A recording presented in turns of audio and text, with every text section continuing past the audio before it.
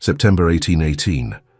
The Yorkshire countryside lay blanketed in early autumn mist, clinging to the rolling hills like secrets refusing to be revealed. In a modest stone cottage on the outskirts of Harrogate, Margaret Isabel Lawson stood at the window, watching her two sons chase each other through the small garden, their laughter piercing the morning silence with innocent joy. At 27, Margaret had learned to live with fear as a constant companion. 6 years she had hidden here, teaching her boys to answer to false names. Henry and Edward knew nothing of their true heritage, nothing of the title that should have been theirs, nothing of the father who had died at Waterloo before ever holding them. Furthermore, Margaret had ensured their childhood isolation by maintaining a cautious distance from the few sympathetic friends Giles may have possessed, knowing she utterly lacked the financial means or social capital to challenge a peer of the realm in court. The letter in her trembling hands changed everything. If stories of courage born from desperation move your heart, subscribe now and join us on this journey. You won't want to miss what happens next. Richard Charles Thornbury, Earl of Wycliffe, requested her immediate presence at Wycliffe Park in Derbyshire. Not requested, she corrected herself, commanded. The tone was unmistakable, the implications terrifying. He knew about the boys. Mama! Henry appeared at her elbow, his dark eyes so like his father's that her heart clenched. Why are you crying? She had not realized tears were falling. Margaret knelt, gathering both twins close, breathing in the scent of grass and childhood that clung to them. Sometimes adults cry when they remember people they loved, she said softly. Your papa would be so proud of the fine young men you are becoming. Tell us again about Papa, Edward pleaded as he always did. But there was no time for stories now. The Earl's letter specified she was to arrive within the week. 3 days had already passed since its delivery. Margaret had never met Richard Thornbury. He had been fighting Napoleon's forces when she married his younger brother Giles in a secret ceremony 7 years ago. Giles had insisted on the secrecy then, fearing his family's reaction to his choice of a mere gentleman's daughter with a modest dowry. He had promised to reveal their union after the war, to bring her proudly to his family home. Instead, he had died on a battlefield in Belgium, and Margaret had discovered herself pregnant and alone. The memory of Lady Constance Thornbury's face still haunted her nightmares. Giles's aunt had appeared at Margaret's door 6 weeks after Waterloo, her expression cold as winter stone. My nephew's foolish infatuation is unfortunate, she had said, examining the marriage certificate with barely concealed disdain. But this piece of paper means nothing. A secret wedding witnessed by common soldiers. The family will never recognize such a union. Those bastards you carry will be taken from you the moment they are born. Better you disappear now, and spare yourself the humiliation. So Margaret had disappeared. She had fled to Yorkshire, assumed the name Mrs. Lawson, and found work as a governess. She had given birth alone in a charitable hospital, raised her sons in obscurity, and taught herself to live with the constant terror of discovery. Now discovery had found her anyway. The journey to Derbyshire took 2 days by mail coach, with the twins wide-eyed at every new sight. They had never travelled beyond the boundaries of Harrogate. Margaret held them close, wondering if she was bringing them to safety or delivering them into the very danger she had fled. Wycliffe Park rose from the Derbyshire landscape like something from a dream, all grey stone and mullioned windows, surrounded by grounds that seemed to stretch endlessly in every direction. The carriage that had collected them from the coaching inn wound up a long drive lined with ancient oaks, their branches creating a canopy overhead that filtered the afternoon sun into patterns of light and shadow. Is this a castle, Mama? Henry whispered, pressing his face to the carriage window. It is a very grand house, Margaret replied, her voice steadier than her hands.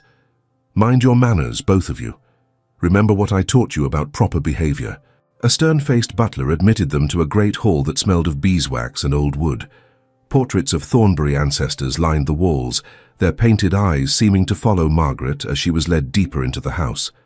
The twins clung to her skirts, their earlier excitement replaced by nervous uncertainty. Mrs. Lawson, the butler announced, his tone making clear what he thought of her presumed status. And the children. The library was magnificent. 2 stories of books bound in leather reaching toward a ceiling painted with classical scenes. but Margaret had eyes only for the man who rose from behind an enormous desk, tall and imposing in dark, superfine wool.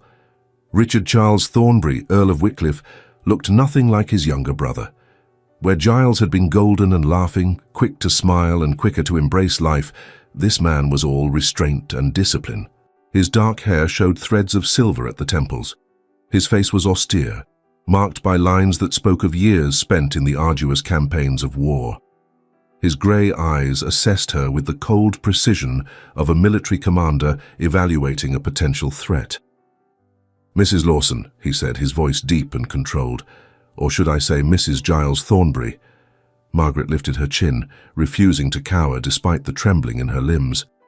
"I am Margaret Thornbury, legally wed to your brother on the 7th of March, 1811, in the chapel at Wycliffe Park. I have the certificate and witnesses to prove it." "I have seen the certificate," the Earl replied, "along with letters my brother wrote during the Peninsular Campaign, letters in which he mentioned a wife and anticipated children." He paused, his gaze dropping to the twins. "These are his sons." It was not a question. The resemblance was undeniable. Both boys had inherited Giles's dark eyes, his strong features, his bearing. "Henry and Edward," Margaret confirmed, placing a protective hand on each small shoulder. "They are 6 years old, my lord, and they are everything to me." "They are the only male heirs to the Wycliffe title," Richard said bluntly. "My elder brother died of fever 3 years ago, without issue. My service took me to remote post-war duties that delayed my full return, and my ability to dedicate my time to the succession matters until my final discharge a few months prior." He moved around the desk, his movements precise and controlled. "Then I discovered, through investigation, that my youngest brother had in fact married and produced sons before his death." The threat hung unspoken in the air between them. Henry instinctively pressed closer to her side. "Why did you hide them?" The Earl's tone was not accusatory but genuinely curious. "Why not come forward and claim your rightful place as my brother's widow?" "Because your aunt threatened to take them from me," Margaret said, her voice shaking despite her best efforts. "Lady Constance Thornbury appeared at my door after Waterloo and told me that the family would never recognize the marriage, that my sons would be declared illegitimate and taken away. I was young, alone, and terrified. So I did the only thing I could think of. I disappeared." Something flickered in the Earl's eyes. Not sympathy precisely, but perhaps understanding. "My aunt," he said slowly, "has always been protective of family interests, sometimes excessively so." "She threatened my children," Margaret replied, her fear transforming into anger. "She would have stolen them from me to control the succession. Do not ask me to regret protecting my sons from such cruelty." "I do not ask that." The Earl returned to his desk, retrieving a stack of documents. "I have spent the past month investigating your claims and my aunt's actions. The marriage is legitimate. The boys are legitimate heirs. Lady Constance acted entirely without family authority or approval when she threatened you." Hope and terror warred in Margaret's chest. "Then why am I here, my lord?"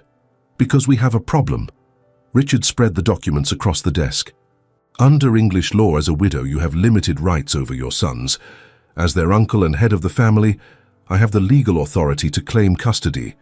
The courts would support me without question." The solid ground beneath her seemed to vanish. Margaret grasped the back of a chair to steady herself. "You mean to take them from me?" "I mean," the Earl said carefully, "to give you a choice." He met her gaze directly, his expression unreadable. "Your sons need education appropriate to their station. They need to understand their heritage and responsibilities. They need the protection of the Wycliffe name and fortune. All of this I can provide." "They need their mother," Margaret whispered. "Yes," he agreed. "They do. Which is why I am offering you a solution, though I warn you it is not an easy one." He paused, seeming to choose his words with care. "Marry me, Margaret. Become my wife and the Countess of Wycliffe. Your sons will have both parents, a recognized place in society, and every advantage their birth entitles them to. You will have legal protection, financial security, and the authority that comes with being my countess." Margaret stared at him, certain she had misheard. You jest, my lord. I'm entirely serious. The Earl's expression remained grave. I need heirs. Your sons are the rightful heirs to this title. Marriage to me legitimizes their position beyond any possible question and provides them with the upbringing they deserve. It also solves my own succession crisis. You speak of marriage as though it were a business arrangement, Margaret said faintly. Is that not what many marriages are, particularly in our class? Richard replied. I am 38 years old, Mrs. Thornbury. I spent 15 years fighting Napoleon. 15 years of war offer no quarter for romantic expectations. I value utility and honor above sentiment. What I am offering is an expedient resolution to our shared predicaments. And comfort, Margaret asked. Shared esteem. All the things one might hope for in marriage. I do not think either of us has the luxury of romantic notions, Richard replied. But I can promise you respect, courtesy, and fidelity. I will honor my vows and expect you to do the same. Beyond that, we need not pretend to feelings neither of us possesses. It was the loneliest proposal of marriage Margaret could imagine. Yet what alternative did she truly have? She thought of Giles, who had loved her with such passion and joy, who had made her laugh and dream and believe in happiness. This man was nothing like his brother.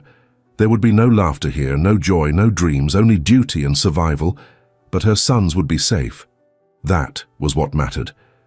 I accept your proposal, my lord, Margaret said quietly. For the sake of my children, I will marry you. Something that might have been relief crossed the Earl's face. Then we shall be married in 3 weeks' time. That will give you time to prepare and for the banns to be read. 3 weeks, Margaret repeated numbly. I see no reason for delay. Richard's tone was businesslike again. In the meantime, you and the boys will remain here. I will introduce them to the estate and begin their education in what it means to be Thornbury heirs. And so it was decided. Margaret Isabel Lawson would become Margaret Thornbury, Countess of Wycliffe, in a loveless marriage of convenience to a man who viewed her as a practical solution to an inconvenient problem. You have until tomorrow morning, the Earl replied. I will have rooms prepared for you and the boys. We will dine together this evening, and you may give me your answer at breakfast. It was not really time to think. It was merely time to accept the inevitable. Margaret drifted to the enormous desk, resting a trembling hand upon the heavy mahogany. The stillness of the library now felt suffocating, its leather-bound volumes silent judges of her impossible decision. He had left her with a choice that was no choice at all, a gilded cage or utter destitution and the loss of her sons. The full weight of his authority, backed by the law, settled over her spirit like a stone. That evening, Margaret dressed for dinner in the best gown she possessed, a simple grey silk that had seen better days. A maid had been assigned to assist her, a young woman named Sarah who chattered nervously as she arranged Margaret's dark hair into a simple knot. His lordship has been ever so busy since returning from the wars, Sarah confided. The estate had been neglected something terrible while he was away, but he has put everything to rights with such efficiency. All the staff say he is a fair master, stern but just. Margaret said little, her mind churning with impossible choices. Through the window she could see Henry and Edward playing in the formal gardens under the watchful eye of a footman. They looked so small against the vastness of Wycliffe Park, two little boys who had no idea their entire world was about to change. Dinner was served in a cavernous dining room that could have accommodated 50 guests but felt empty, with only 2 people seated at opposite ends of a table laden with silver and crystal. Richard's cravat was perfectly tied, and his manner formally correct. The silence stretched between them, punctuated only by the clink of silverware. The boys seem well adjusted, he observed as the first course was served. You have clearly been a devoted mother. They are everything to me, Margaret replied, pushing food around her plate without appetite. Every decision I have made for 6 years has been to protect them. I understand that. Richard set down his fork, regarding her seriously across the expanse of polished mahogany. I want you to know that I genuinely believe this marriage is the best solution for everyone involved. I do not say that to pressure you, but to assure you of my sincere intent. You offer me security and status, Margaret said slowly, but what do you gain beyond heirs you could easily produce with any number of willing young ladies of appropriate rank? Expedience, he answered bluntly. I am not inclined toward courtship or the marriage market. I have responsibilities that require my attention. A ready-made family solves my difficulties without the tedium of navigating society's expectations. It was perhaps the most honest thing anyone had ever said to her about marriage. There was something almost refreshing in his directness, even as it underscored the coldness of his proposal. And comfort? Margaret asked. Shared esteem? All the things one might hope for in marriage? I do not think either of us has the luxury of romantic notions, Richard replied, but I can promise you respect, courtesy, and fidelity. I will honor my vows and expect you to do the same. Beyond that, we need not pretend to feelings neither of us possesses. It was the loneliest proposal of marriage Margaret could imagine. Yet what alternative did she truly have? She thought of Giles, who had loved her with such passion and joy, who had made her laugh and dream and believe in happiness. This man was nothing like his brother. There would be no laughter here, no joy, no dreams, only duty and survival. But her sons would be safe. That was what mattered. I accept your proposal, my lord, Margaret said quietly. For the sake of my children, I will marry you. Something that might have been relief crossed the Earl's face.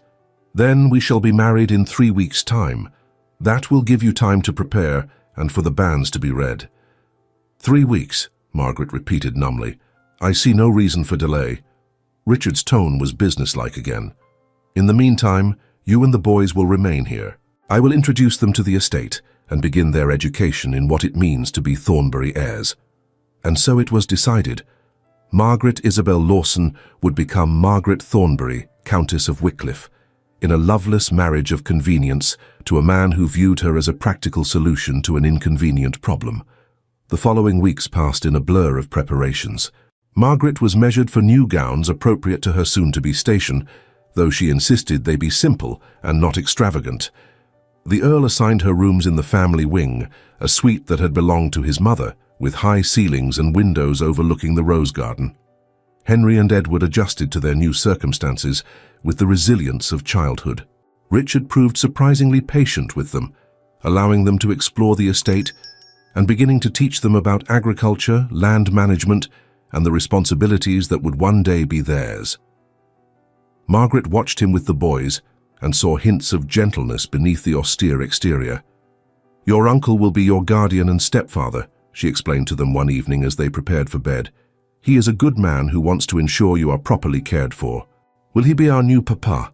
Edward asked, his small face serious. He will be married to Mama, Henry added. That makes him our papa, does it not? Margaret's throat tightened. You had a papa who loved you very much, even though he never got to meet you. Lord Richard will be your stepfather. You may call him whatever feels right to you. But she noticed that within days, both boys were following Richard around the estate, peppering him with questions, seeking his approval. And Richard, for all his stern reserve, answered patiently and showed them kindnesses that suggested he was not as cold as he seemed. 2 days before the wedding, Lady Constance Thornbury arrived unannounced. Margaret was in the morning room reviewing the household accounts that would soon be her responsibility when the commotion erupted in the entrance hall. She recognized that imperious voice immediately, and ice flooded her veins. Where is she? Lady Constance demanded. Where is that scheming creature who has bewitched my nephew? Margaret stood on trembling legs as Richard's aunt swept into the morning room, resplendent in burgundy silk and righteous fury. She looked exactly as Margaret remembered, handsome features twisted by disdain, eyes cold as winter.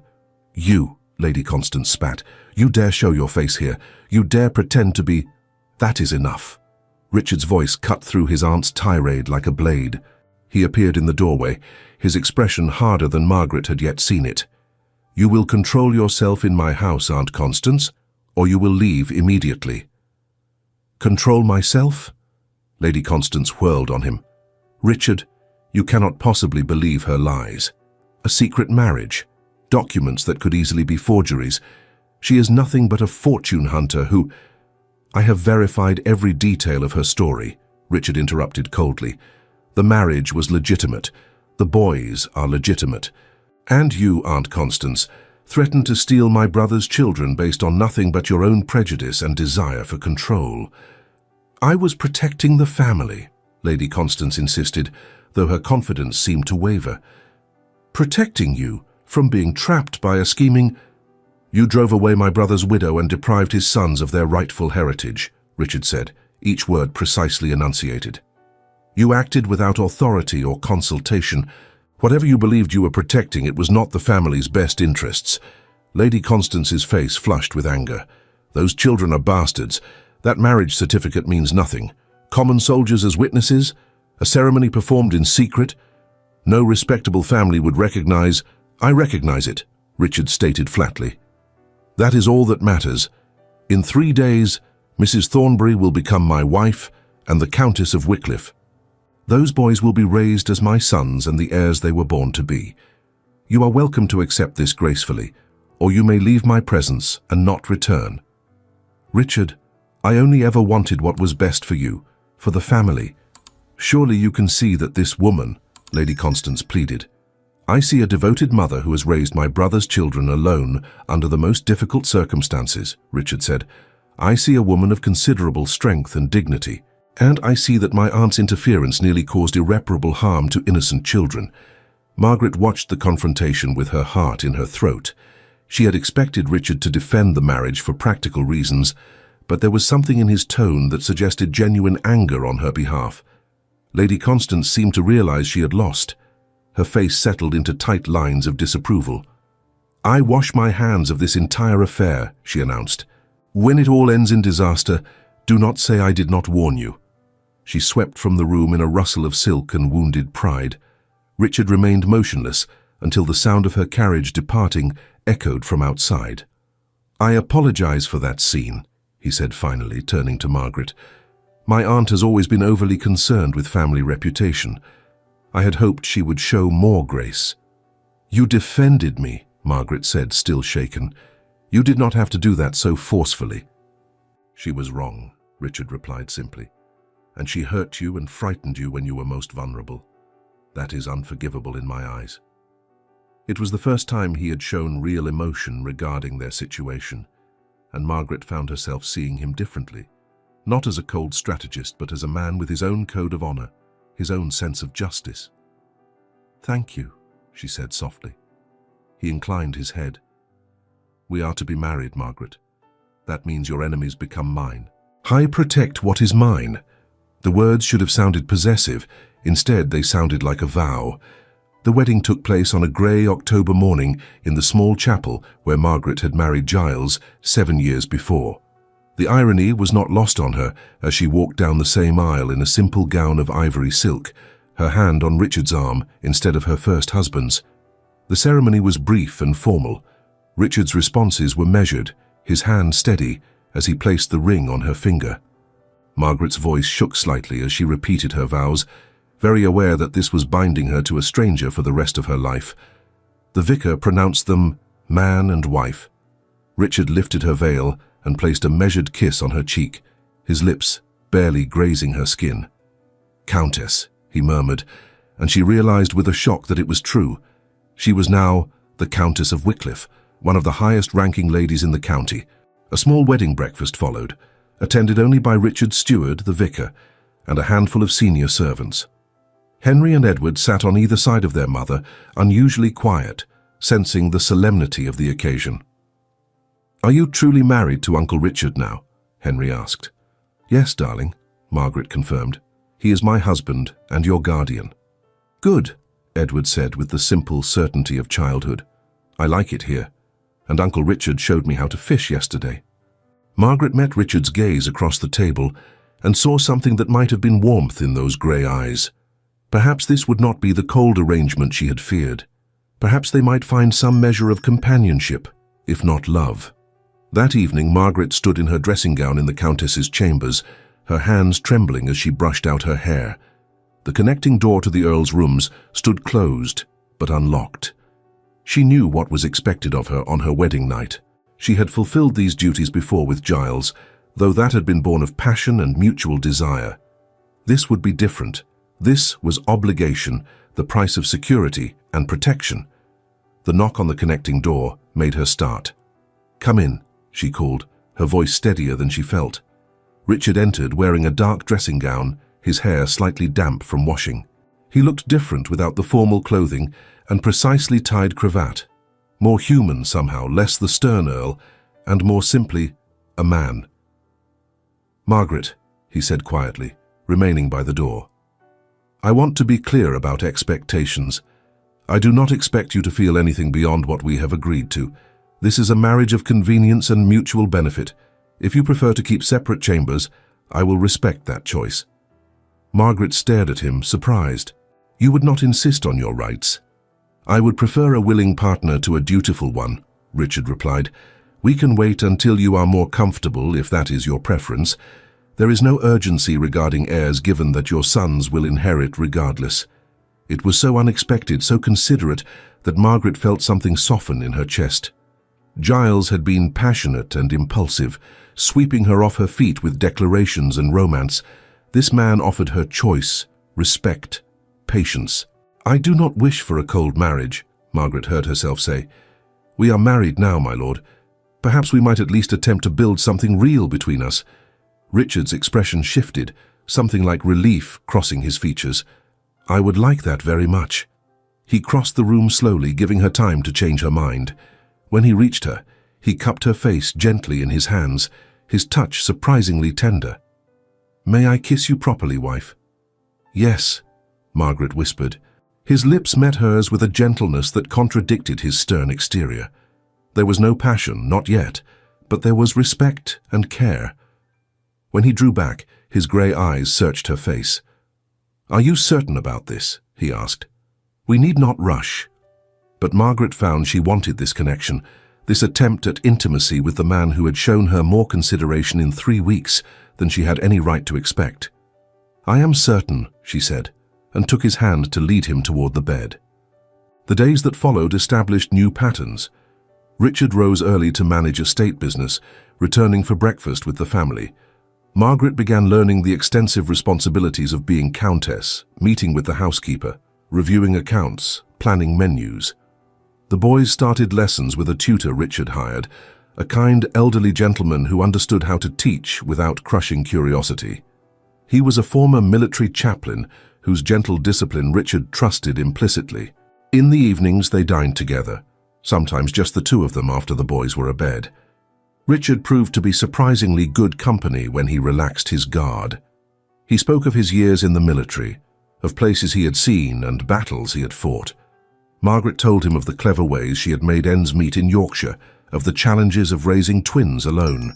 "You are far stronger than you give yourself credit for," Richard observed one evening as they sat in the library, she with embroidery and he with estate correspondence. "To have survived those years with your dignity and tact is remarkable." "I did what any mother would do," Margaret replied. "No," Richard said quietly. "Many would have crumbled. You did not. That speaks to considerable character." It was not love, not yet, but it was respect, and Margaret found that respect could be a foundation for something more substantial than passion alone. 6 weeks after their marriage, Richard announced they would travel to London for the little season. "It is important that society sees us together," he explained. "That they understand your position as my countess is absolute. There will be gossip, of course, given the unusual circumstances, but we will face it together." Margaret's stomach churned with anxiety. She had not been part of London society since before her marriage to Giles, and now she would be entering it as a countess, subject to all the scrutiny and judgment that entailed. The image of Lady Constance's cruel smile flashed in Margaret's mind. To endure the ton's cold scrutiny was a profound terror.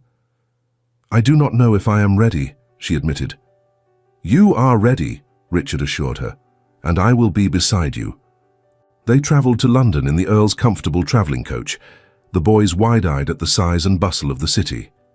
Wycliffe House stood in Mayfair, an imposing townhouse of grey stone with black iron railings and perfectly proportioned windows. "This is ours?" Henry asked, awed. "This is your heritage," Richard corrected gently. "One day you will manage properties like this. It is important you understand the responsibility that comes with privilege." Margaret appreciated that he was teaching the boys to be good stewards rather than spoiled aristocrats.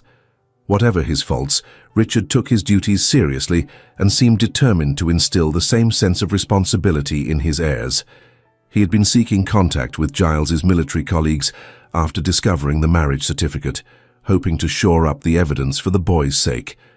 The first test came 3 days after their arrival, at a ball hosted by the Countess of Ravenwood. Margaret dressed with care in a new gown of deep blue silk that the modiste had assured her was entirely appropriate for a countess. Her maid Sarah arranged her hair in an elegant style, weaving in a sapphire comb that had belonged to Richard's mother. "You look beautiful," Richard said when he came to collect her, and there was genuine appreciation in his gaze.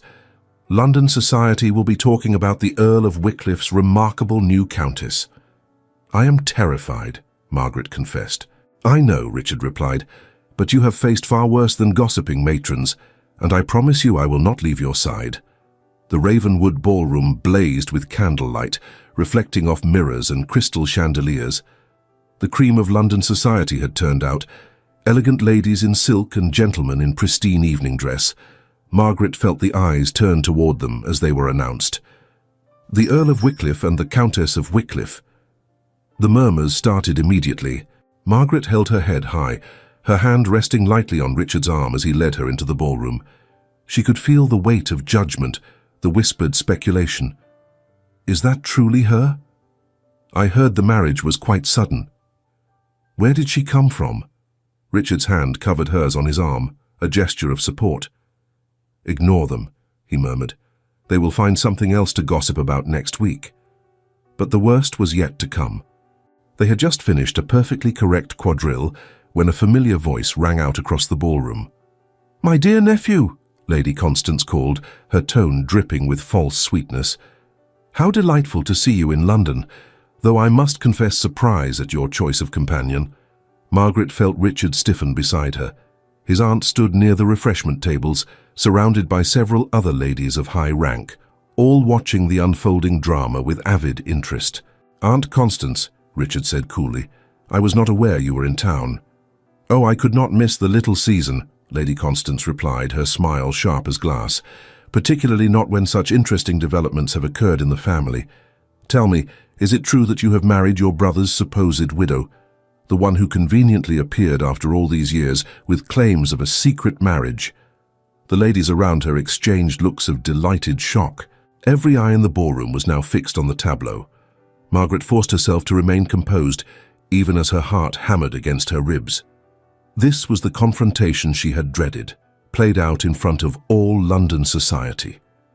"I have married my brother's widow," Richard said, his voice carrying across the suddenly silent ballroom. "The marriage was entirely legitimate, witnessed and documented. My wife is the Countess of Wickliff, and her sons are my acknowledged heirs."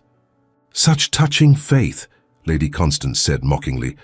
"But surely you must wonder, nephew, about a woman who hid herself away for 6 years. What was she hiding from? Or perhaps the better question is, what was she hiding?" "I was hiding from you," Margaret said quietly, her voice shaking but clear. "You threatened to steal my newborn children from me, Lady Constance. You told me my marriage would never be recognized, that my sons would be declared bastards and taken away. I was young, alone and terrified. So yes, I hid to protect my children from your cruelty." The gasps this time were different, conveying shocked sympathy. Lady Constance's face flushed dark red. "You dare to stand there and accuse me of cruelty? You who trapped my nephew into marriage with your schemes? Those children are not legitimate. That marriage certificate is a forgery. Everyone in this room knows—" "The marriage certificate is genuine," a new voice interrupted. "I was there when Captain Giles Thornbury married Margaret Isabel Lawson in March of 1811. I stood witness, along with Lieutenant James Halifax and Sergeant William Cooper. A distinguished gentleman in military dress stepped forward from the crowd. His uniform showed the insignia of a colonel, his bearing that of a man accustomed to command. "Colonel Edmund Fairfax," Richard said with evident relief. "You served with my brother." "I had that honor," Colonel Fairfax replied. "Captain Thornbury was one of the finest officers I have ever known, and he loved his wife desperately." He turned to Lady Constance. "Your nephew spoke of her constantly. He carried her portrait and letters into every battle. Before Waterloo, he updated his will to ensure everything would go to his wife and the children he hoped to meet when he returned home. 2 more men stepped forward, both in military dress. "Lieutenant James Halifax," one introduced himself. "I also witnessed the marriage. It was performed by Chaplain Robert Sterling entirely properly and legally." "Sergeant William Cooper," the third man said. "Captain Thornbury was the best commanding officer I ever served under. He made us promise that if anything happened to him, we would find his wife and make sure she and his children were cared for." "We tried, ma'am," he said directly to Margaret, his weathered face earnest. "We tried to find you after Waterloo, but you had disappeared." Margaret felt tears streaming down her face. "I did not know," she whispered. "I did not know anyone was looking." "These men lie," Lady Constance said desperately, but her voice had lost its certainty. "They are suborned witnesses." "We are officers and gentlemen," Colonel Fairfax said coldly, "and we do not appreciate our honor being questioned. The marriage was legitimate. The Countess of Wycliffe is exactly who she claims to be. Anyone who says otherwise will answer to me." "And to me," Lieutenant Halifax added. "And to me," Sergeant Cooper finished. The ballroom had gone completely silent. Every eye was now on Lady Constance, whose face had gone from red to white. Richard's voice, when he spoke, was colder than Margaret had ever heard it. "Aunt Constance, you have repeatedly attempted to discredit my wife and cast doubt on my brother's heirs. You threatened a vulnerable young widow. You attempted to deprive my nephews of their rightful heritage. And now you have publicly insulted not only my wife, but 3 military officers of impeccable reputation." He paused, letting the weight of his words settle over the room. "I hereby sever all connection between you and the Thornbury family.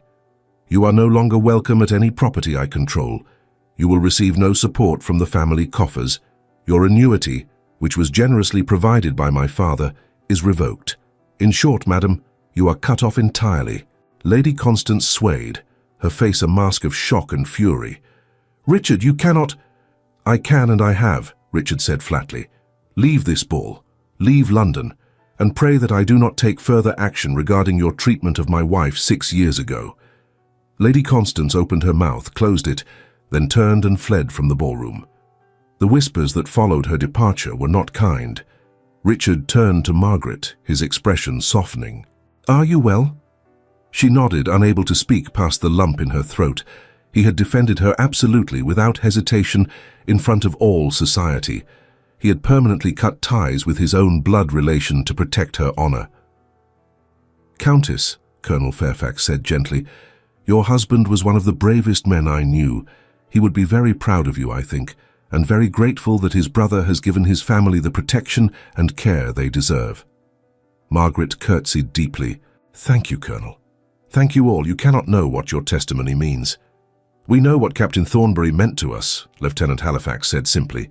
"This is the least we can do to honor his memory." The remainder of the evening passed in a blur. Society had made its judgment, and it was overwhelmingly in Margaret's favor. The story of the devoted young widow driven into hiding, now vindicated and married to the heroic Earl, was far too romantic for the ton to resist. Lady Ravenwood herself approached Margaret with warmth. "My dear Countess, you must call upon me tomorrow. I should very much like to know you better." Other invitations followed. Margaret found herself accepted, even celebrated, by society's most influential ladies. That night, back at Wycliffe House, Margaret stood at the window of her chamber, staring out at the London streets below. She heard the connecting door open and turned to find Richard entering, still in his evening clothes. "That was quite an evening," he observed. "You defended me," Margaret said. "You cut off your own aunt publicly." "She deserved worse," Richard replied grimly. "What she did to you was unconscionable. I will not tolerate anyone harming my family." "Your family," Margaret repeated softly. "When did I become that to you?" Richard crossed the room to stand beside her at the window. "I think perhaps the moment I saw you standing in my library, terrified but defiant, refusing to cower despite having every reason to fear. You have considerable courage, Margaret." "I was afraid you would take my sons," she admitted. "I know, and I gave you little reason to trust me." He turned to face her fully. I told you this would be a marriage of utility. That sentiment was unnecessary.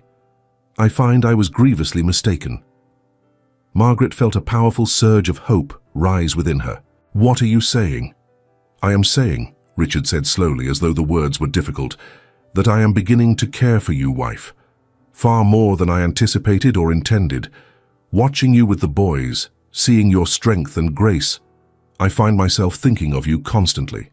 And tonight, when my aunt attacked you, I felt such fury that she dared hurt you." "Richard," Margaret whispered, "I do not expect you to return the sentiment," he continued.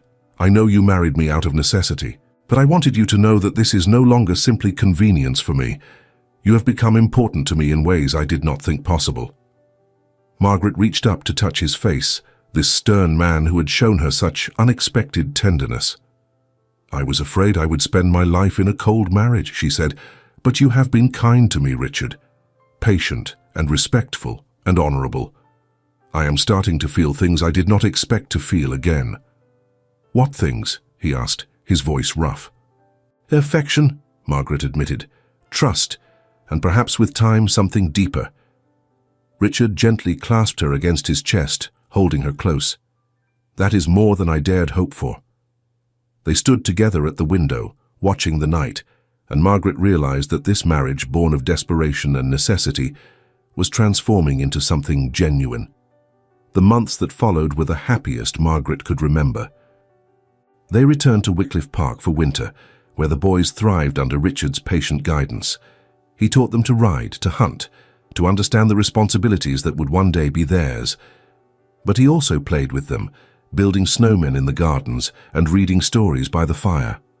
Margaret watched him with her sons and found her esteem and affection deepening with every quiet kindness he showed, falling more deeply in love with him.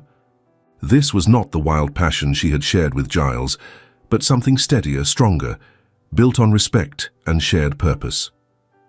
"You are smiling," Richard observed one evening as they sat together in the library after the boys had gone to bed. "I am happy," Margaret replied simply. "I did not think I would ever be happy again after Giles died. But you have given me a life I never imagined possible." "You have given me far more," Richard said, setting aside his book to take her hand. "You have given me a family, Margaret, sons to raise and love, a wife who makes me want to be better than I am. I lived only through the performance of my responsibilities, without lightness. You and the children have shown me what it means to truly live." "I love you," Margaret said, the words spilling out before she could stop them. "I know this marriage began as a practical arrangement, but I have fallen in love with you, Richard. I love you with the entirety of the strength and wisdom 6 years of trial gifted me." The joy that lit his face was something she had never seen before, transforming his stern features into something beautiful. "I love you too," he said, his voice thick with emotion. "I think I have loved you since the day you stood in my library and refused to be cowed by threats. You are the strongest, bravest woman I have ever known." He kissed her then, not with the careful restraint of previous encounters, but with genuine passion and love. When they finally drew apart, both were breathless. "Come to bed, wife," Richard murmured. "Let me show you how much I love you." And Margaret went willingly, her heart full of joy and hope for their future together. As the winter yielded to the sun's increased strength, the spring brought new life and the bursting blooms to Wycliffe Park, and Margaret discovered she was expecting a child. "We are going to have a baby?" Henry asked, his eyes wide with wonder. "A brother or sister for you and Edward," Margaret confirmed, her hand resting on her still flat stomach. "Will it be a boy or a girl?" Edward demanded. "We cannot know until the baby is born," Richard said, ruffling the boy's hair. "But whichever it is, we will love them just as we love you." The pregnancy was easier than Margaret's first had been, perhaps because she was not alone and terrified this time. Richard maintained a vigilant care of her, ensuring she rested and ate properly and was not overtaxed by her duties. "I am perfectly robust, my lord," Margaret protested one afternoon when he insisted she sit down rather than help with the garden planning. "You are carrying my child," Richard replied firmly. "I will take no chances with either of your well-being. Their daughter Rose was born on a sunny morning in early autumn, A profound stillness settled upon Margaret's chamber after the baby's first cries, the gentle light illuminating the weary peace in her face, a profound contrast to the terror of her first lonely childbirth. When Richard was finally allowed in to meet his daughter, the look on his face was one of pure wonder. "She is perfect," he whispered, touching the baby's tiny hand with careful reverence. "She has your eyes," Margaret said, exhausted but happy. "And your beauty," Richard replied, kissing first his daughter's head and then his wife's lips. "Thank you, my love. Thank you for this precious gift." Henry and Edward were equally enchanted with their baby sister, taking their roles as big brothers very seriously. They would sit beside her cradle for hours, telling her stories and promising to protect her always. 18 months after their wedding, Margaret stood in the portrait gallery at Wycliffe Park, watching as the artist made final touches to the family portrait Richard had commissioned. He stood behind her in the painting, one hand on her shoulder, his expression proud and loving. She sat before him, holding baby Rose, while Henry and Edward stood on either side, both growing tall and handsome. "What do you think?" Richard asked, coming to stand beside her in reality as they examined the painted version of their family. "I think it is perfect," Margaret replied. "I think we are perfect." "Not perfect," Richard corrected gently, slipping his arm around her waist. "But ours, and that is far better." Margaret leaned against her husband, surrounded by the evidence of the life they had built together. "I was so afraid when I came here," she admitted. "I thought you were taking my children from me. Instead, you gave us all a home." "You gave me a reason to value the world," Richard said, his voice thick with emotion. "Before you, I was merely existing, fulfilling duties without joy. You and the children have shown me what it means to truly live." "Mama, Papa," Henry called from across the gallery. "Come see, the artist has finished." They walked together to join their sons, who were admiring the completed portrait with obvious pride. Rose gurgled happily in Richard's arms, grasping at his cravat with chubby fingers. "This will hang here for future generations," Richard said, looking at the portrait. "So they will know the story of how our family began." "Tell them the truth," Margaret said softly. "Tell them that love can come from the most unexpected places, that sometimes the most desperate situations lead to the greatest happiness, that second chances exist for those brave enough to take them." Richard kissed her temple, a gesture of such tenderness that Margaret's heart swelled. "I will tell them that their grandmother was the bravest person I ever knew, that she sacrificed everything to protect her children, and that their grandfather was honored to spend every day of his life proving himself worthy of her love." Edward tugged on Margaret's skirt. "Do you think Papa Giles can see us from heaven?" Margaret knelt to embrace her son. "I think he sees you, and is so very proud of the young man you are becoming. And I think he is grateful that Uncle Richard loves us and cares for us as he would have done." "Will you tell us about Papa Giles tonight?" Henry asked. "Of course," Margaret promised. "I will always tell you about your first father who loved you before you were born." "And about Papa Richard too," Edward added, "about how he saved us and married Mama." "That story too," Margaret agreed, her eyes meeting Richard's over the children's heads. Later that evening, after the boys were tucked into bed and Rose was sleeping peacefully in the nursery, Richard and Margaret stood together on the terrace, overlooking the gardens of Wycliffe Park. The autumn air was cool but pleasant, carrying the scent of roses and earth. "Do you ever regret it?" Margaret asked quietly. "The way we began, the practical arrangement that brought us together?" "Never," Richard said firmly, turning her to face him. "I have regrets about many things in my life, Margaret.